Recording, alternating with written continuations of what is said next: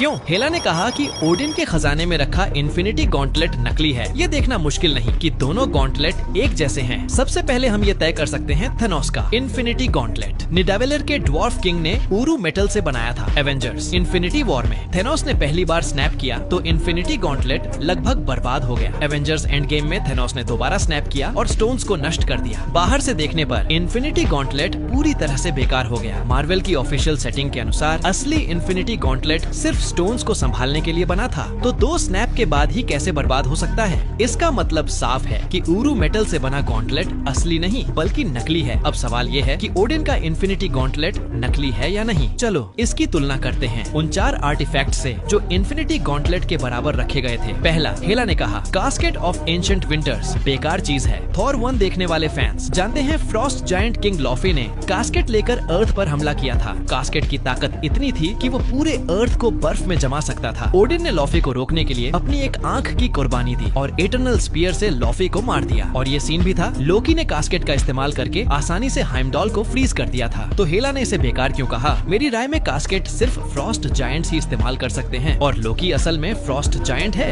इसलिए कास्केट बेकार नहीं था, बल्कि हेला इसे इस्तेमाल नहीं कर सकती थी। दूसरा, फायर जायंट का सिर। हेला ने मजाक उड़ाया कि ये उम्मीद से छोटा है। इटर्नल फ्लेम के बिना फायर जायंट वाकई छोटा है। थॉर तक उससे सीधे लड़ सकता था और उसका सिर काट दिया, लेकिन इटर्नल फ्लेम के साथ फायर जायंट कहीं बड़ा था। उसके हमले के सामने हेला भी हैरान रह गई और एक वार में एसगार्ड को नष्ट कर दिया। तीसरा, कॉस्मिक क्यूब। हेला ने कहा कि ये ठीक ठाक है, जो इन्फिनिटी स्टोन्स को संभाल सकता है, लेकिन हेला की नजर में बस ठीक ठाक था। लगता है हेला का टेस्ट काफी ऊंचा था। सब्सक्राइब।